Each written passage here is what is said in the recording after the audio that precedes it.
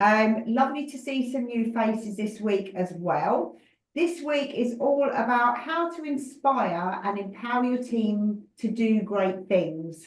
So without further ado, I will get on. So this is our dojo, mine and Ian's. We like to call it our dojo because it's the place where we like to come and attempt to achieve mastery, but know that actually we will never get there. And what we like to do is enjoy the journey and to get into practice really and get into action around some of these things. So we're going to be sharing some ideas and thoughts with you today. Do try them, do put them into action. I think that's the danger of doing any of these things, is that we come along, we listen, we think about some ideas, and then we go away, we kind of leave it on the shelf. So it's all about getting into action around these ideas. So I am Tony, and I'm the founder of Expert Growth Services with my partner in crime here, Ian. I have got over 30 years experience in working with high turnover, high multi-6 and 7-figure turnover business owners. Over the last 30 years, I've done lots of work research around how do entrepreneurs become successful, what is it that they need to put in place, and I've published research and also worked with the UK government back in the early 2000s around setting up their entrepreneurship strategies. Ian? Hi, good morning. Yeah, well, my background is banking, 30 odd years in banking, left banking in 2010, having run quite a few teams in my banking career. I then took some time out for a couple of years and then decided to set up my own business, which was a commercial finance brokerage, which I built up to 7 figures turnover and 30 odd staff in 5 years. And I sold out to a major corporate in 2019. So I know what it's like working for a corporate and running teams, but I also know what it's like being there in the trenches, running your own team as well when it's your money. So yeah, that's me. Yeah. Good morning. And we've both got the grey hair to prove it. Absolutely. Hi, Zena. Hi, Sarah. I hope I'm saying that right, Sarah or Sarah. Yeah, so today I'm going to share 10 big ideas on how to inspire and empower people to do great things. It's all basically from the research, okay? So we you know, it's not just our own ideas, it's ideas that we pulled in from the research, the neuroscience, the science that proves that if you do this stuff, it actually works. Whether you've got a big team, a small team, or you're just leading yourself. Please do introduce yourselves in the chat. Good time to network. I've got still people coming in, so that's good. Introduce yourself in the chat. Let us know who you are, where you're from, what your business is, and also let us know why did you come to this session? I'd love to find out. We will have a look at the chat and see what you've got to say. So Chanel, I'm sorry you've got flu. That's why her camera's off. She doesn't want us to see her. And yes, Sarah, it's Sarah. So thank you, Sarah, for letting me know about that. Brilliant. So we're going to dive right in. And so big idea number one is all about leading yourself first. So the best leaders work on themselves first. We are kind of client number one. We work on ourselves first. So when we look at leadership development, it's essentially self-development, really, isn't it? But also looking at, well, how do we work with other people? So how do we work with ourselves first? How do we then work with other people? And how do we build and grow a team? How do we inspire them to do great things? And Warren Bennis has a great line that he says, becoming a leader is becoming yourself. And it's precisely that simple and that difficult. And so I think when we become leaders, many of us become accidental leaders. We get into a job or we start a business and then we are the leader of it, but we're doing it because we're great at other things.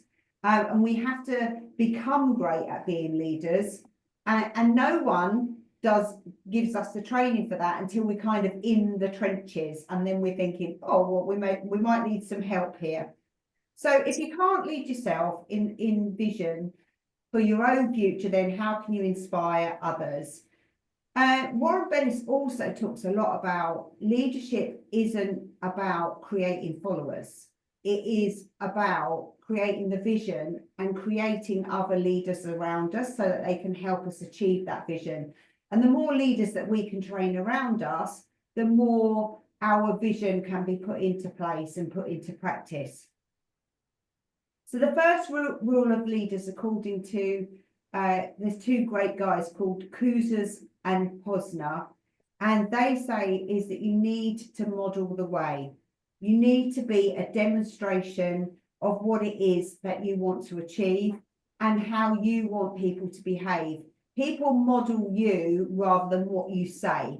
So it's what you do that encourages other people. So how do you get people engaged in your cause? Well, you need to be engaged in your cause. You need to think about where it is that you want to be going, and then how it is that you're going to get there, and who it is that you want to be, how you're going to show up in the world is what people basically follow.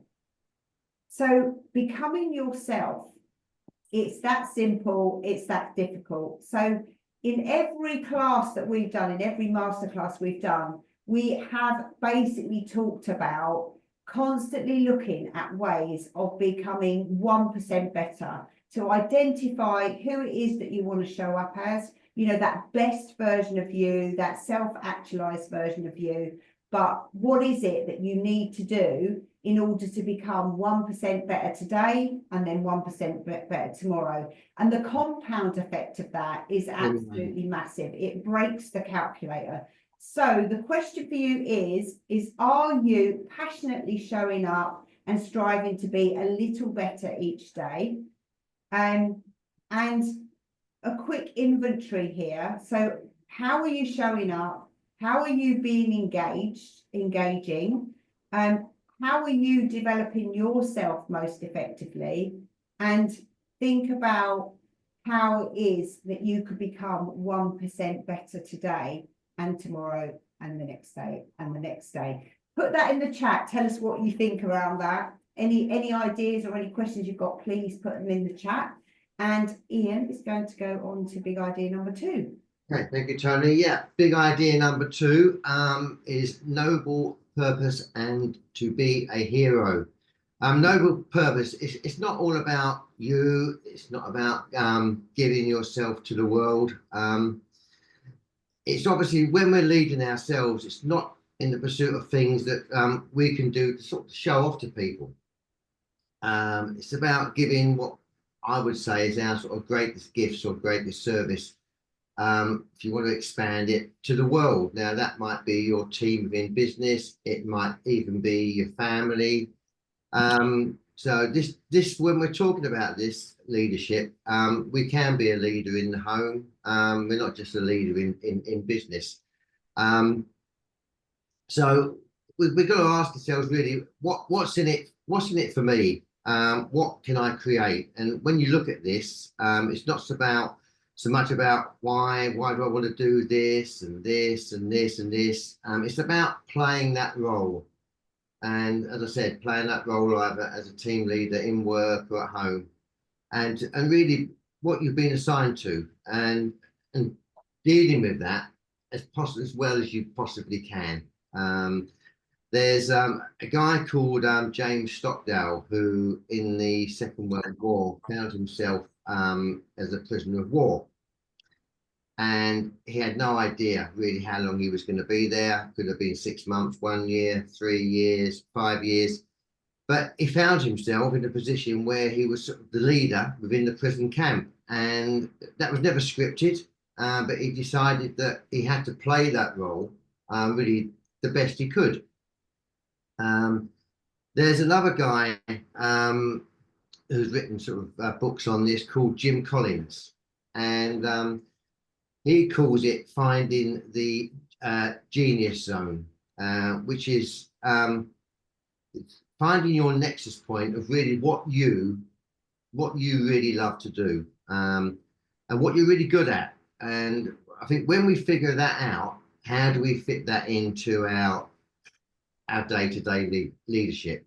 And it sometimes it can take time to figure that out. But once we know where we're going, once we know where our strengths are and what our weaknesses are, we can sort of step back, answer those questions, and then I think it's discovering, then coming back to, what's this noble purpose? What are we here for? What are we looking to achieve as a leader? When we talk of the word hero, in Greek mythology, it's actually with an S on the end, so it's heroes. Now, excuse me, that means protector. It doesn't necessarily mean if you're a hero, you're going out killing all the bad guys, or doing sort of crazy great things. You're protecting. And really, as a hero, it's the strength of your secret weapon. Really, what you love, what your compassion is. Do you have empathy? What's your desire really to serve your business, your family, your community, whatever you're leading? You might even be the leader of the parish council. It doesn't matter. All these things sort of will fit in however you're a leader. So just think about that, being the hero, and you don't necessarily have to be a leader to be a hero. And we'll be talking later about sort of flipping the switch, and you can make that commitment to making a difference, as I say, whether you're a leader or not. So I think it's just really bear in mind that you don't need to be doing these crazy, heroic, front page, newsworthy stuff to be a hero. It's about sort of looking at what you do, what you love, and how you can really make a difference. Yeah, absolutely. I love that. So I'm just looking at the chat, and I'm just going back. So, oh, someone else coming in. Yes, so Mick says he's dialing in from Worcester, and saw the event on LinkedIn, and always curious to learn what others could do to works for them and how it can benefit from their experience. So welcome, Mick, for that. Sarah, she's here to learn to see if there are ways she can become better and more noble and not superior. But she said, as you type that, you then put that up on the screen. How spooky is that? Spooky at a distance. And also Zena, she's based in Manchester, self-employed, wellbeing and shamanic ceremonies, and she met me at a networking event last week. So she's needing to step into a bigger vision in moving the business forwards. Unclear what that looks like at the moment. And Sarah said she wants to turn her visionary creative mentality into something that other people can feel part of. Mick says it's got a number one big idea. I like those 4 questions, but does the showing up translate into the hybrid home working era? And that is such a good question. And I've got lots of thoughts about that. They're not always popular, because my view is, some of us have to get back in and get back on working, especially in large organisations, because I think we miss out a lot on, learning from each other, and, that moment at, I don't know, in the coffee room, or just having a chat with people around their desks, around, new ideas. Where is it we're going? What's working? What's not working? And being able to just call across and have that interaction. I think we've lost a lot of that. And then Trevor, learning to continue to take more of a step back from the front end in the business, delegating work and contracting out resources to free up more time to be on the business, which is brilliant. Chanel is an educational coach, founder of an emergence coaching, students, teachers, and senior leaders in schools.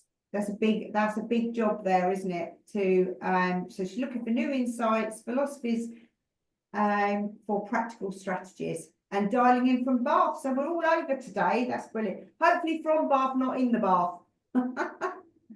And Ruth wants to get back into a bigger job, which she left years ago for family and could do more to pass on experience. And Sarah's in Colchester. So welcome everybody. It's nice to see you from all over. So big idea number 3 is chiseling your foundation. Okay. So I don't know if you know, the word chisel comes from, again, Greek. So there's lots of ancient wisdom and philosophy here.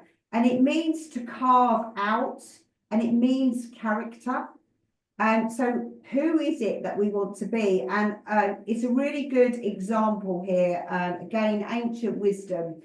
Michelangelo, who did all of the amazing marble carvings and chiseling, was a whiz with his chisel. He used to get the mickey taken out of him by his fellow stonemasons because he never used to choose the perfect bit of marble. What he did, he would look at marble and he would see within the angel or the David. He would see that within a piece of marble and he would gradually chisel it out to form, you know, his most amazing carvings. And they have absolutely stood the test of time. So what is it that you do to like chisel away, no matter what your flaws are in the foundations, what is it that you do to chisel away at those and to work on your character? Who is it that you want to be? How is that best version of you, that superhero version of you going to be? How do you want to show up? And what is it that you do on a regular basis to kind of stand back and think about, okay, what is important to me and how do I want to be? And then what are my flaws? What do I need to look at, work on, to chisel away at? And I suppose we're preaching to the converted in a little way today because you've turned up today, and doing stuff like this really, really does help with that. So the thing that sort of builds that character and what people love most about leaders is the ability for them to be worthy of their followership, to trust in them, to look at the potential, not just in us, but in others. So, you know, great leaders also see in that, you know, rough diamond shape with people who work with them, with their clients that they work with, the best in them as well. So not only seeing the best in ourselves and being able to work on that, but also looking at what is the best in others that work around me. Now, we probably all experience people in our team who, you know, aren't the diamond that we'd like them to be, who are, you know, maybe a little or a lot rough around the edges. But as leaders, it's up to us to try and look at where is that diamond in there? How can we help them shine that up, chisel away some of the things that aren't working, and create what it is that we want to create? And so great leaders do that. What Stephen Covey tells us in his book Primary Greatness, he says that there is a secondary greatness where it's all about us looking great, but there's also being. It's not about primary greatness, but how are we being? He calls that the primary greatness. And it's all about virtue of our character. It's all about having the willingness to show up with humility, but the courage to deal with that. So having the humility to say, I'm not the best that I could be right now, or maybe ever, but I'm willing to and have the courage to show up and actually build on that. And he says it's not that doesn't happen in a day, but it is a daily practice. And I love that. It's, you know, that 1% better, 1% better, 1% better gradually breaks the calculator, because it's the compound interest of that is absolutely massive and can have a massive effect. So practical tip then on how you can get better. And they say it's their number one tip from Kushner and Posner. They say to be the best. They've got this little acronym and it's DWYSYWD. and it stands for do what you say you will do. And that's the number one thing that their research found that people admired and saw as a great leadership trait. People do what they say they're going to do. So do you do what you say you will do? DWYSYWD. I said that's why, so you can write it down and capture it. So how's that for you? How do you do what you say you will do, and do you do? Ian, number 4. Okay, big idea number 4, vision. Now this is all about really seeing the potential of everyone, creating a guiding vision as a leader that inspires hope within your team, and how you can inspire them. You're not, no way going to be an effective leader without having a strong vision. What qualities would we look for in a leader? And we need to think about that sometimes. What sort of qualities do we look for in a leader? Who would we willingly and enthusiastically follow? I mean, I've worked with leaders in the past who have failed to inspire a team, and it's all very much about them. But there's all kinds of different qualities when it comes to being a leader. But there's really 4 that rise to the top. And the first one is honesty. Is your leader credible?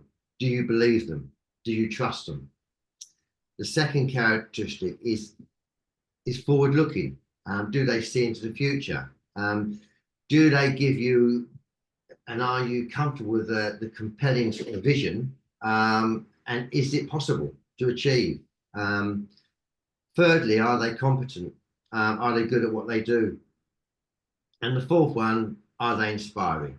I mean, these are the 4 qualities that really we want to see in leaders, leaders that we would be excited to follow. So really it begs the question, what's our vision as if we're business owners, we're leaders in our own right, and really what is it that's firing us up as individuals? Because we need to be fired up as an individual if we're a leader. If we're not fired up, we're not going to fire our team up, simple as.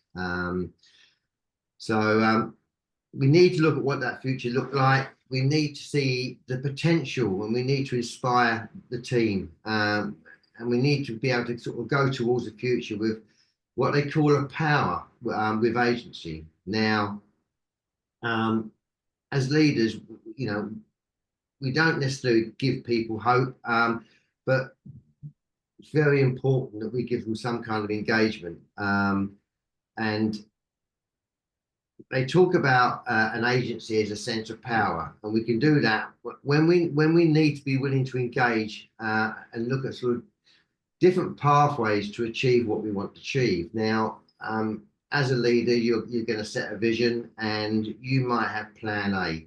Now, plan A for some reason won't work. No problem with that whatsoever. So we're then going to move on to plan B. We might move on to plan C.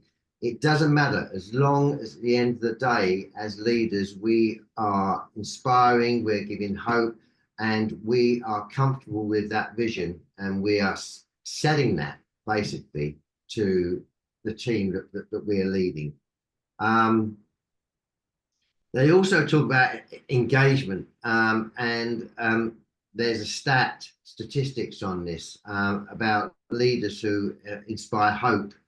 And it says here that, I'll read it out actually. It's individuals who have a leader who inspires a sense of a better future, shows them that they can do it, and they're willing to go through obstacles in pursuit of it. Engage 69% of their time with their team. I mean, those individuals who, what we might call quasi leaders, who do not inspire hope, really, that will fall to a staggering sort of 1%. So it's vitally important that we can stay fully engaged with our team. at all times if we want to be an effective leader. So, I mean, really what it's coming back here to, as you see on the slide, it's all about having vision. It's all about seeing potential in everyone, because we're here not just as a leader, but we're here to make our team leaders. And that's what it's all about. But it's creating that guiding vision, inspiring hope within your team. Thank you. Check the chat, see if we've got anything else. Okay, Jane's just introducing herself in the chat there as well. And yeah, Trevor, big four ideas. Big idea for leadership and empowerment links to ethics, standards and values we accept of others, and therefore others should rightly expect from us. Absolutely. And some of that stuff comes from, again, other great visionaries like Aristotle talks about, you know, our virtues and ethics and leading with that. So yeah, brilliant stuff then. Big idea number 5 then. It's all about process.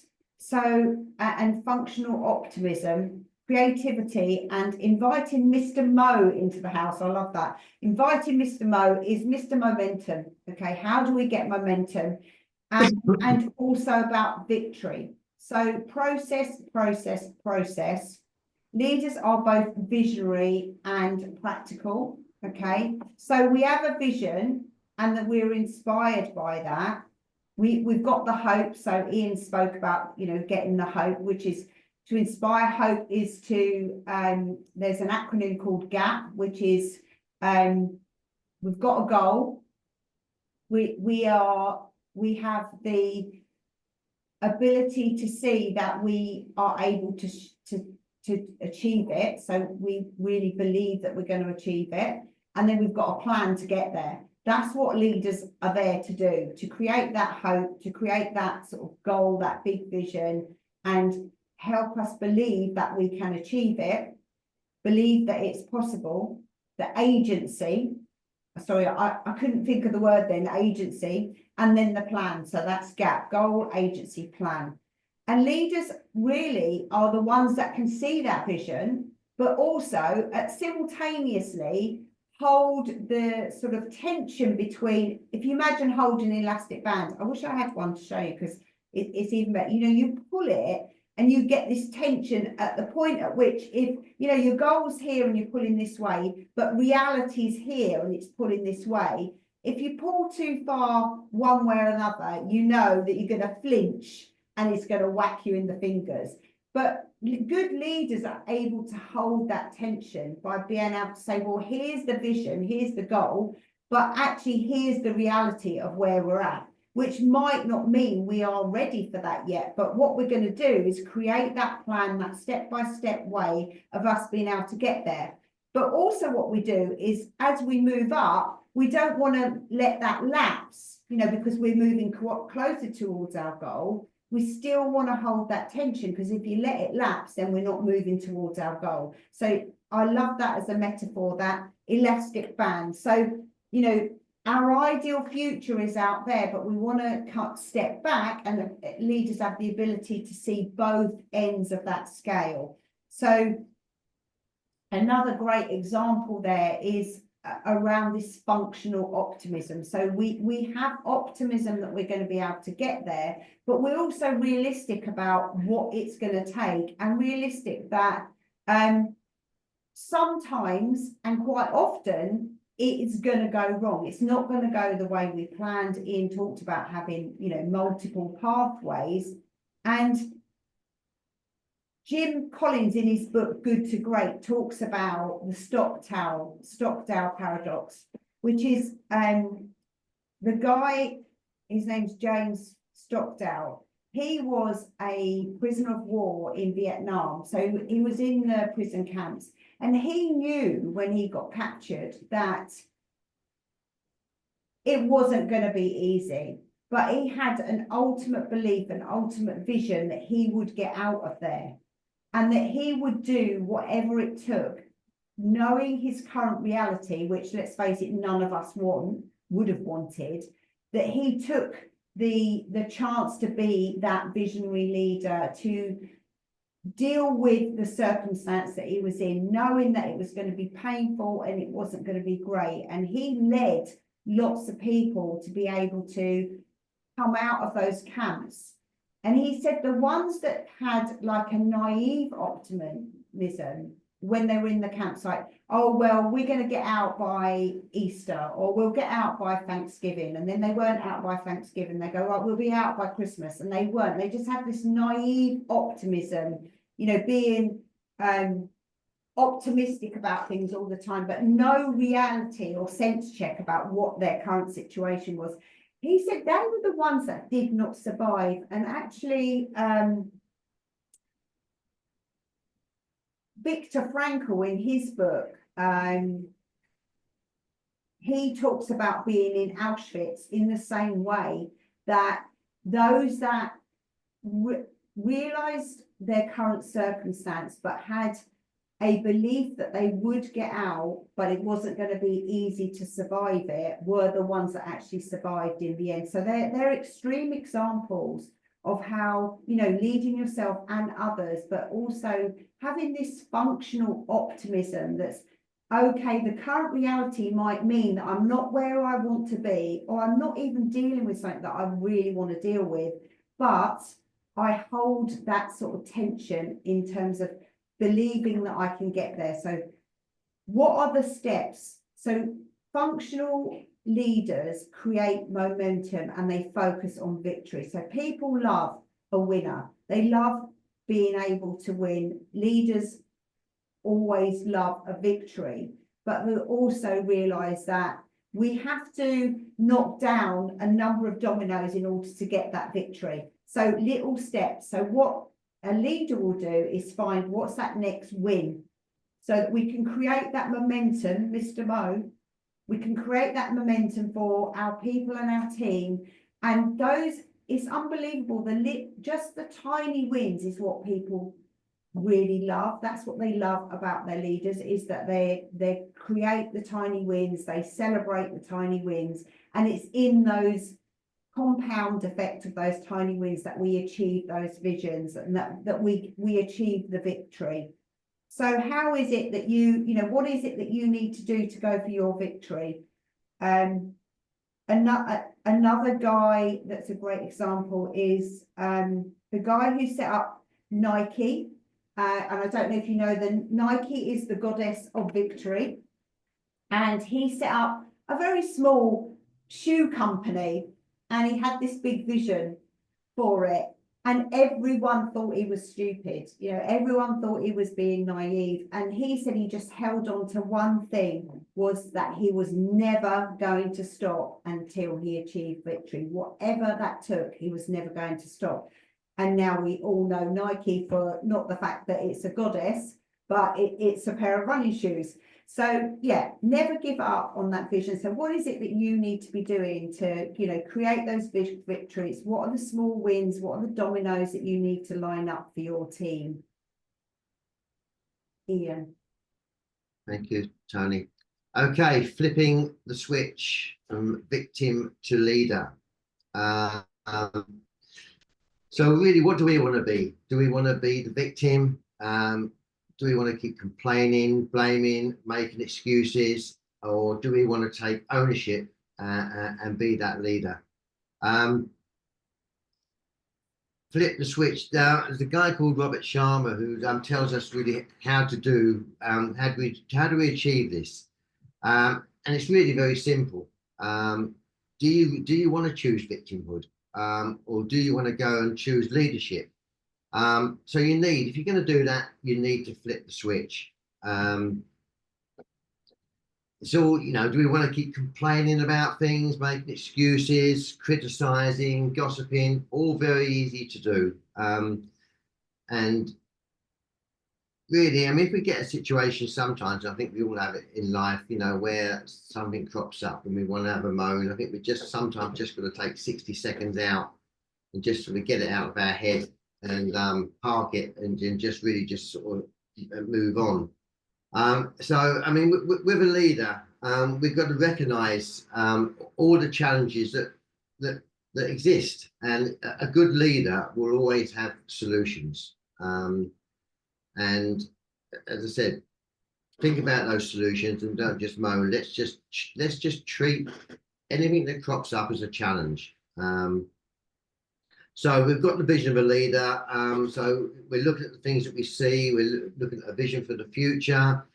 We see the potential there, and it's a matter of just really looking at those solutions and just making sure that we continue to flip that switch. There's a story about two Navy SEALs who were in Iraq, and they wrote a book called Extreme Ownership. And they said there's a fact that there are no bad teams, there are only bad leaders. And they used to do what they called a Navy SEAL Hell Week, where they got these teams, and there's one story where there were two boats. Both teams got in the boats, had to row a couple of miles, get out into the cold water, get back in again, and row back again. And there was always one team that was always losing, and it was the leader who was blaming his team. Oh, they're not good enough, they're not well trained, blah blah blah. So they took that leader to one side basically and said, look, you've really got to take ownership of this. This is your problem. And what he did by taking ownership, I mean, we all know really what the punchline is going to be here, of course, is the fact that he was able, with having that mindset, to turn that team around, and really sort of telling that team, look, this is our vision. This is what we need to do. This is how we're going to achieve it. Yes, we've got obstacles. We can get around those. So, I mean, that just really proved that it's not just about the fact that, easy to say, oh, I've got the worst team within the business. It's about you as a leader. If you're not leading that team right, you're a bad leader. You've got to look at the challenges. You've got to come up with solutions.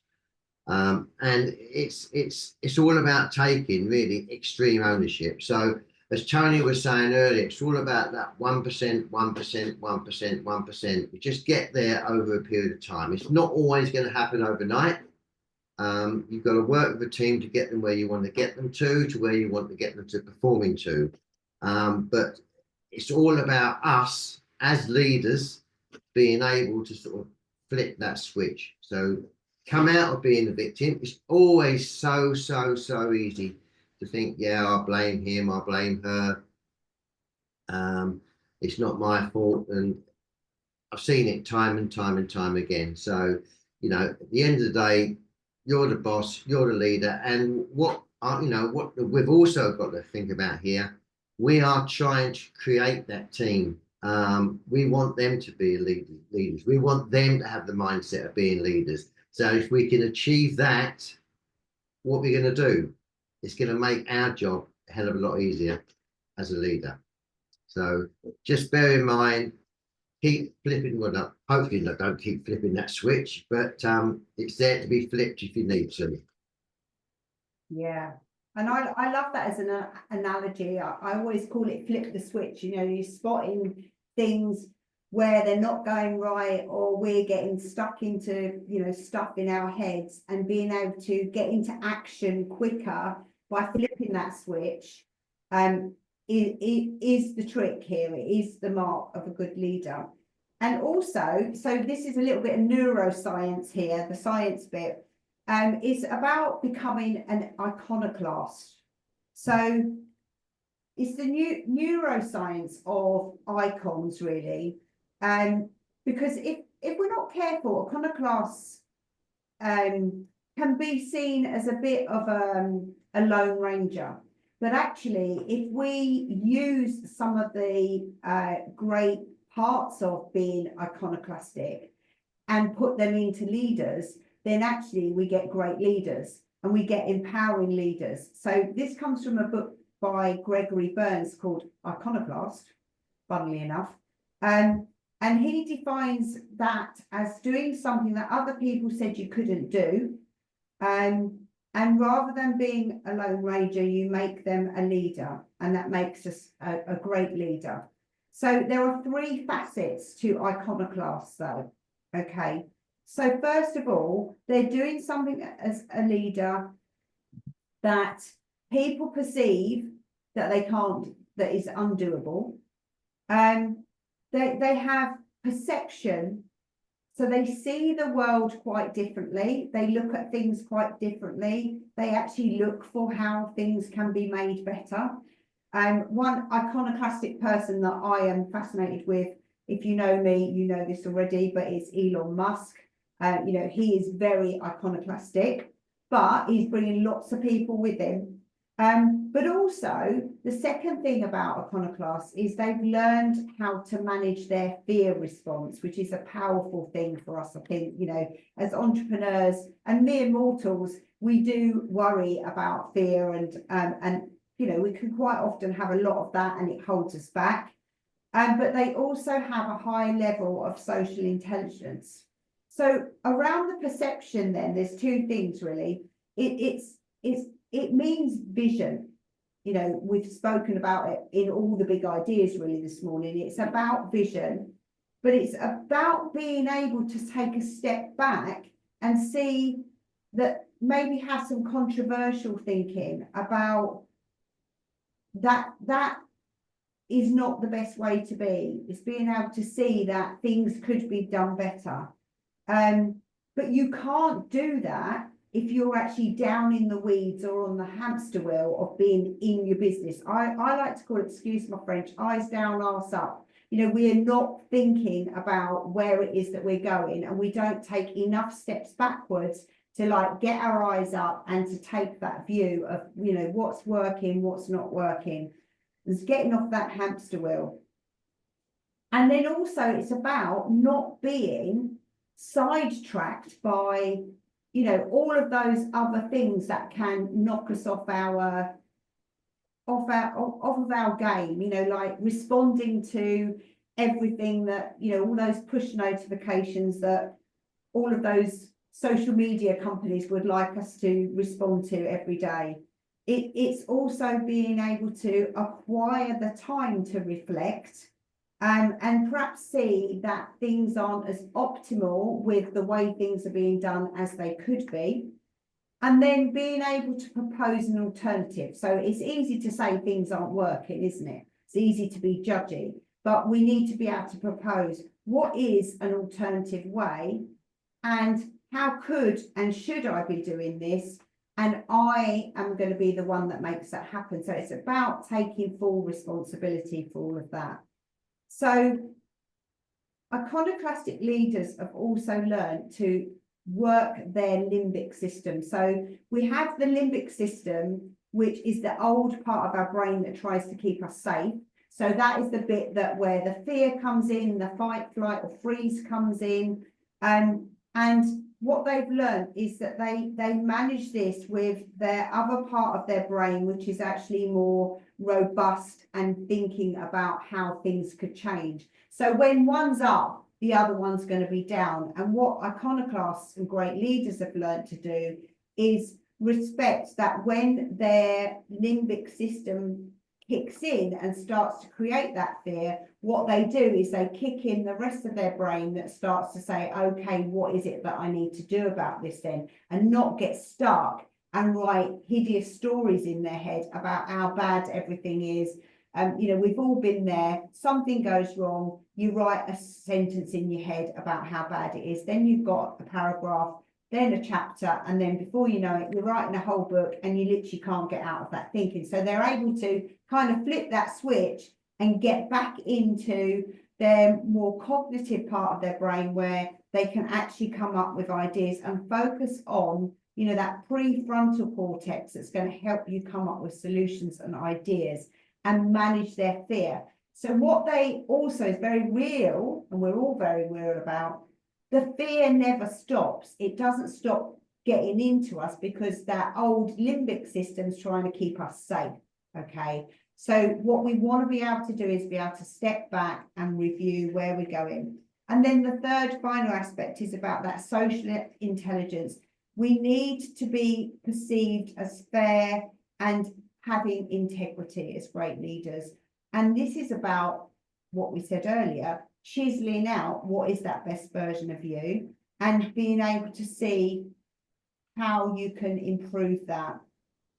And so I'd like you to just think about, if you give yourself a score out of 10 on those three things, you know, your perspective, your vision, your control of that fear aspect, and then your social intelligence, what would you score yourself out of 10? And if you're not a 10, then what do you need to do to be there? Okay, Ian, number 8. Thank you, Tony. Right, charisma plus charisma squared. Now, charisma obviously is an important part of leadership. Simple as that. Research does show that individuals with leaders with charisma, you're obviously going to have a more engaged group, and you're more of a supporting team than someone perhaps who doesn't have charisma. Now, different forms of charisma, really. And we can say that you can be introverted but still have charisma. You can be extroverted and still have charisma. But the issue here is that we want to focus on the three. I think that there's three qualities here that we can use to develop our charisma. And then the first one is presence. The second one is power, and the third one is warmth. Now, these three facets of charisma, we can all sort of cultivate these. So if we just look at the first one, if we look at presence, now we think about really how we interact with people. Now, it's important that you know, if we're talking to a certain individual, we're giving them the time. We're seen to be given the time. We're not looking out the window. And there's the old iPhone story where you have your iPhone on your desk, and you're talking to your team, and your iPhone. I always have my own iPhone face down and muted. And yet, I've seen this happen in the past. I've seen a leader who's had his iPhone face up and muted, but obviously it keeps flashing. And he'll just pick the iPhone up and go, oh yeah, get a quick look, put it down again. Now, to me, that isn't good interaction. So, I mean, always just sort of bear in mind, when you're talking to your team or an individual, just make sure that they are fully aware that they have got 150% of your presence. Totally important. The next one is power. We want to have a certain sense of power if we want to have charisma. We can't assume that we've got that power. Now, what is power? It's really, how do individuals see us? And it could be the fact that if you're sort of hunched up or curled up, you're not really exhibiting charisma. It's really how you're going to stand up, literally. What's your stance? What's your pose? How you really coming over to that team or those individuals? And it's really all about your physical body language. And I think really sometimes look at a time when you perhaps felt great in work, and try and imagine or sort of look back and think, how did I feel in myself, physically and mentally? Because I mean, power is just not about your physical presence, it's about your mental presence as well. So just really feel at that time, how did I actually feel when I was at my best? What power was I exuding within myself or to an external audience? Now just think about how you really want to cultivate your power. We then come on to the third and final facet, which is warmth. Now, it's all about being present. We want to be powerful, but we also need to be warm. We also need to be seen as being caring to people.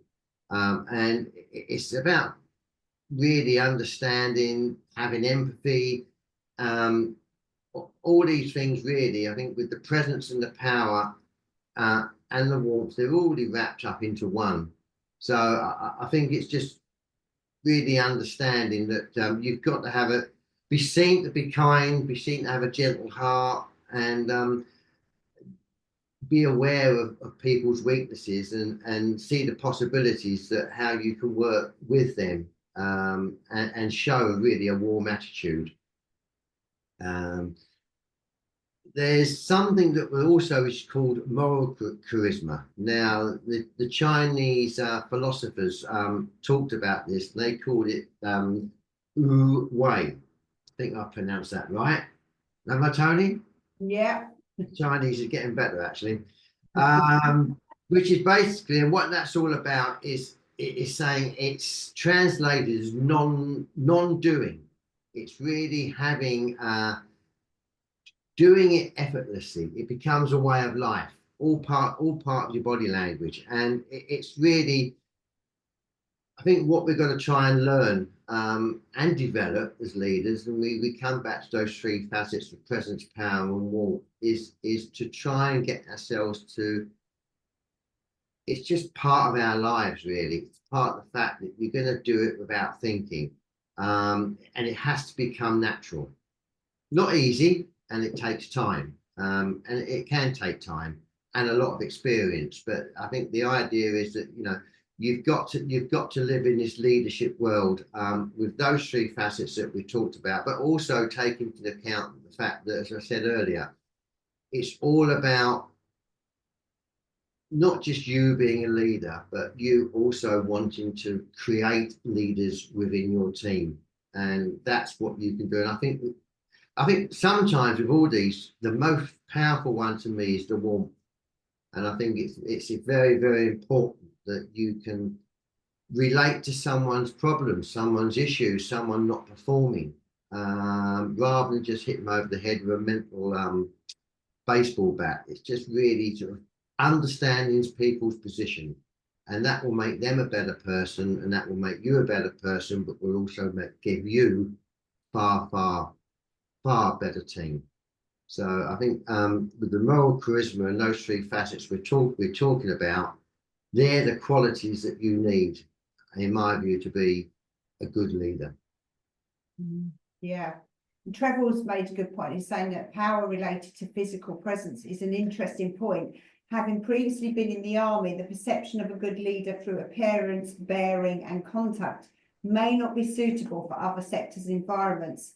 Just as an example, and I think you're right, and I think it's how you use that, isn't it, Trevor? I think the research on power and presence from a lady called Amy Cuddy. She's got a brilliant TED talk. If you have a look at it, she talks about power and presence, and how just in the animal and the human world, when we're feeling powerful, and when we see someone who's present, they often seem bigger. So even blind people who win a race will put their arms up like that, so it's a power pose. You'll see that in the animal kingdom. They're made bigger for power. But what it does to us as humans, I'm just going to give you an example. So a power pose might just be this. It actually changes your levels of hormones. So like your testosterone levels will go up in men and women, which actually make you feel more confident. And then some of your other, like your cortisol, your stress level hormone, actually goes down by just taking up a bit more space. So I'm not suggesting we all go out there and go like this or like this, but you will quite often see that sometimes we'll stand like that in a meeting, and that is because we're just naturally showing a bit more power and a bit more confidence. And it is a way, if you just stand like that for a couple of seconds, a couple of minutes before you go and do something that may be a bit worried about, it does develop that power and that charisma. But yeah, without overusing it. So we don't want to overpower people by doing that. But yeah, it's using it as a tool to be able to just change that hormone level. So, the science says that's what happens, to make us feel more confident, and then people perceive us as having more charisma and presence. So maybe have a play with that. So, before I share with you big secret number 9, which is the best kept secret of powerful leadership, we just wanted to just let you know that if you want to, and Tai is going to be dropping in the chat this link, if you wanted to have a free one-to-one business health check with myself and Ian, we can help you kind of look at what it is that's getting in the way of you being the best version of yourself, being able to like work on your business and not, not so much in it, and take control back of at that time that we originally set our businesses up usually to have. Then we can show you some ways of getting that back again. So click on that link and you'll go through our diary, and then we will, you can book in a session with us. So big idea number 9 then is the best guest secret. I don't know if any of you can think or can guess what it is. It's written all over this slide anyway, and it is actually love. So most great leaders love what they do. Okay, they love who they work with, they love what their vision is about, they absolutely love what they do, and they take the time to step back and figure out what that is, that it is their dharma, is their karmic pull, whatever you want to call it, that sort of vision, that purpose. They've taken that time to think about, who am I? What is it that I am here to do? And it's usually in service to something greater than just ourselves. We've usually got to a stage in our lives where, we've got the things that we wanted. We've achieved some of the stuff that we wanted to achieve. And now it's about, how do we do something that's just bigger than me? How do we give ourselves in service to that? And sometimes that's, very local, and it's about family or about community. And sometimes that's about us wanting to change the world. It doesn't really matter about how big or not that is, but we've taken the time to think about what that is for us. And then we're passionate about doing that. And we will take whatever journey it means for us to to go on and stay on that mission. So we quite often get to one purpose but many missions. We might do that in different ways, and I know for me that I have had this one purpose in my life, and I've done it in many different ways. I've done and tried things in different ways, and some of them didn't work, but I've been prepared to take many pathways to it and step back each time and go, okay, that's not for me, what is? So I've always stayed on that, and I'm always passionate about what I'm doing. And they're willing to go through the ups and downs, the inevitable challenges that come along the way, but also that we're connected by getting there. We're connected to something that, again, the ancient Greeks called entheos, which actually stands for God within, but I think it's a bit better than that. It's about that thing, that hu wei, that da that the Chinese said. It means that we shine with moral charisma, which can sound a bit highfalutin, but actually when you meet people who are passionate about what they do and love what they do, then they do shine. They do have this presence. They do have this charisma about them. There is something that's a bit different. So how do we cultivate that? And this happens through cultivation. This is why we call it our dojo. This happens through practice. It happens by us thinking about what that is. And the number one thing that cultivates love, on a big level, I'm not just talking about, our significant others, is gratitude. It's being grateful. It's being appreciative of what we've got. So what is it that you do every day to appreciate what you've got? So, for me, that is about every morning thinking about what I'm grateful for, thinking about what I love in my life. You're finding the things to be grateful for that I love, rather than looking at what's not working.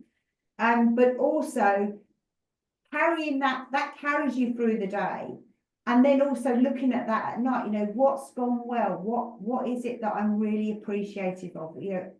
I've loved working with these people today, and wake up feeling like that. That doesn't just happen the same as any of this stuff in a day, but you cultivate it, you plant the seeds. So what is it that you're grateful for today? No matter what else is going on, what is it that you're grateful for today? Maybe drop that in the chat.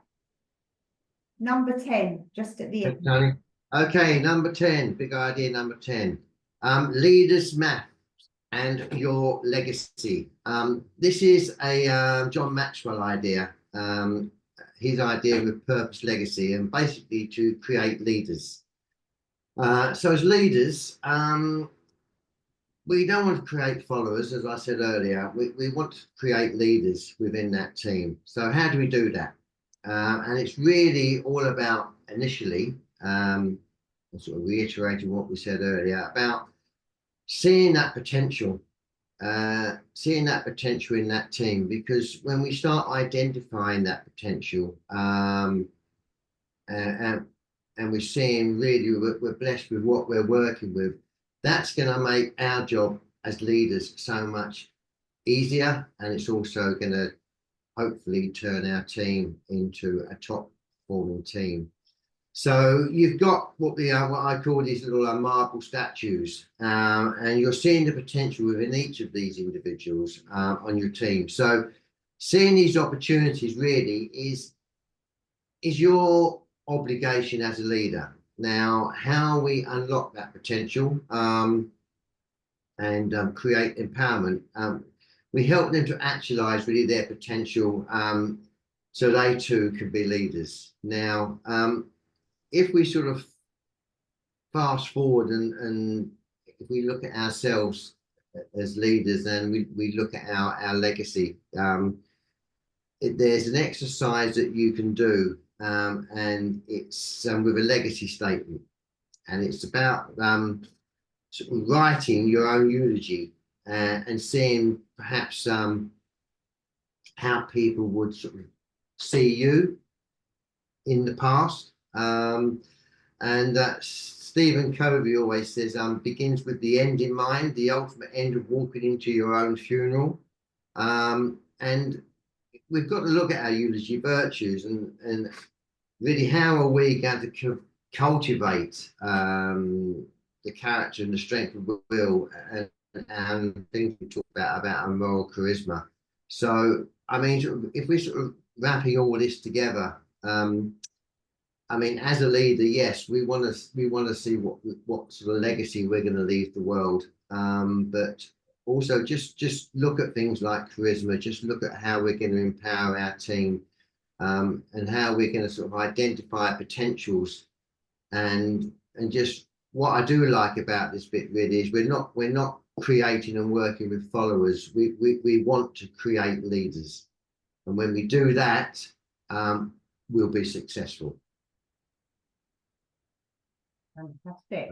Yeah. On that note, I know some people have had to drop off because we ran over a little bit, but if anyone's got any questions you want to put in the chat, we're not running away. And also, if you'd like to book a session with us, then that link is in the chat. And yeah, please let us know what's gone well for you today. What's important now for you to get into action in terms of what are you going to do as a result of today. And if you need to go, understand that. It's been great seeing you, and we look forward to seeing you next week if you haven't got any questions. Ruth, did you have a question? Hello, I've lost you. Hang on. I I can't find you. I've pressed too many buttons. Sorry. Can you hear me? Yeah, we can. Probably. All right, sorry about that. Yeah, well, it's a bit weird. I've had my 5th operation in 18 months, and I'm rattling in my head all the time because I'm frustrated that I can do more than I'm doing. Yeah. I used to have really good jobs in the past before I had kids, and my partner used to work abroad a lot. And I'm 68, and I'm in my head, I'm overcoming, you're not too old, you're quite capable, stop beating yourself up. Fear constantly of, what's that book? Feel the fear and do it anyway. Can hear you that book again today. Even talking to them at North Yorkshire County Council while I'm in the middle of making marmalade, which is a safe thing to do because I can sell it and it's a physical product, which I started doing when Andrew had cancer and had 2 girls at university, and I was scared shitless, to be honest, because I hadn't got an income coming in, and I'm getting a bit welled up when I say it. And I've done a lot with it, but I just feel I'm not just academic, because I didn't get the best degree in the world, but I met a global number of people at Liverpool, which was complete contrast in the 70s to having been to a convent school and being brought up on a tenanted farm and the thought of farm. And I was so shocked by what I saw in Teesside, in Liverpool in those days, because I lived in Toxteth with the riots. Fell in love with a Palestinian Christian boyfriend, which in the 70s was seen as, oh my God, you go out with a foreigner. I've done everything back to front because I just accept people as I find them. And I went out with a lad from Dagenham, and my sisters went, oh, Dagenham, oh, Bernie. And I don't judge anybody. And I've done markets when I literally had a bit of divine inspiration, do what your mother and Nana taught you to do, sort of thing. And it's been quite a journey, but I just know at the age of 68, of course, health is wealth. I've got a younger sister with MS who's had it since she was 24. So I know the impact of somebody who has a hoist 4 times a day, that I'm really, really lucky. So lucky that I've had these operations. So, and I meet so many different people, and I can talk to anybody. I was at the Royal Academy last week because I love art, and I saw the Michelangelo stuff there. So that was funny that you mentioned Michelangelo again. But all these skills, we were taught years ago, we were given skills for a reason. And we need more money as well. That's another point, actually, because we can't even afford to give a load of dosh to eldest daughter for a wedding because money is tight, and we're quite qualified and we're not stupid. And the way I look at it is I keep saying to myself, Ruth, you and Andrew, he's not as noisy as me, he's an engineer. I say to myself, you've been given skills to help you deal with these challenges. So yeah, okay, you meet loads of people on different markets who say, I say to them, what do you do? Oh, we're retired, and all the rest of it. And I, okay, fine. I think to myself, I don't think that's going to ever happen. But then I say to myself, no, Ruth, you've been given skills and you can use those skills. Otherwise, you wouldn't have been given those skills to deal with this. And you've got to keep strong and keep. Does that make sense? But I don't know what it is. It's about really focusing, Ruth, because I can see there's loads, and here there's loads going on there. And it's kind of stopping all of that and saying, right, okay, what is it that I really, truly want to create next? What would great look like in my life? Well, I have to also, sorry, just to interrupt you there by saying that my youngest daughter is a vet, and then the eldest daughter is a self-employed artist. They both say, Ruth, you've got ADHD. That's why you jump around so much.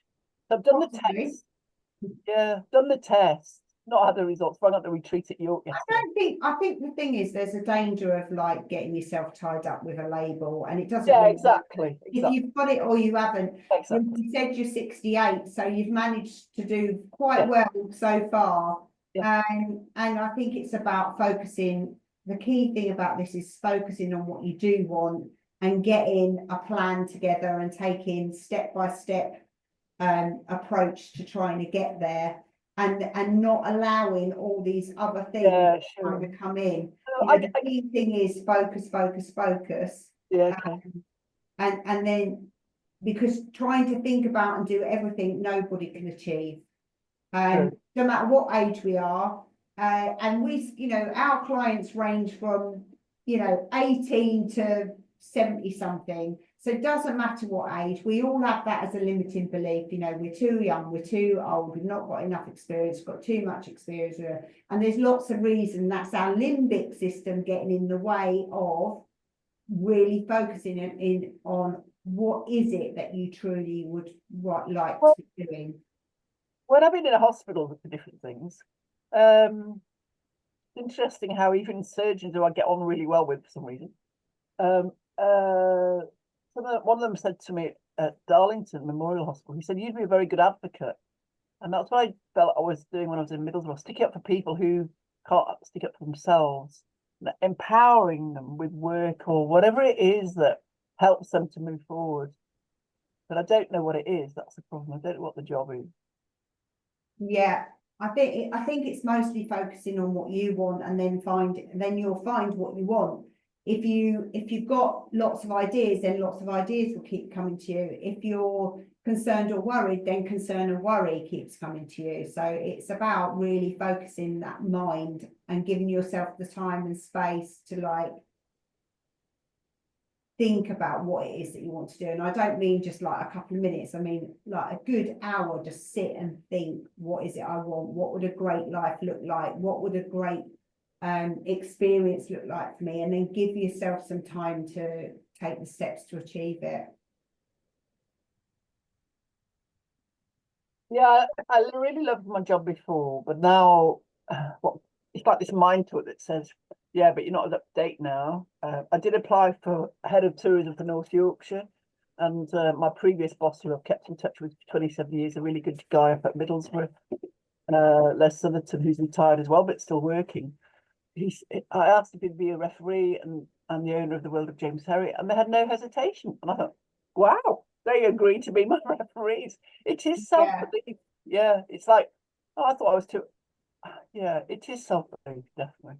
Yeah, absolutely. Well, on that note then, Ruth, we'll leave you to and everyone else to go away and have their best day ever.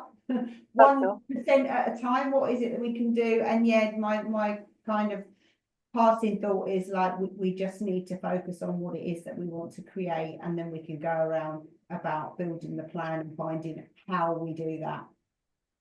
So have a great rest of the week and a fabulous weekend, and we look forward to seeing you next week.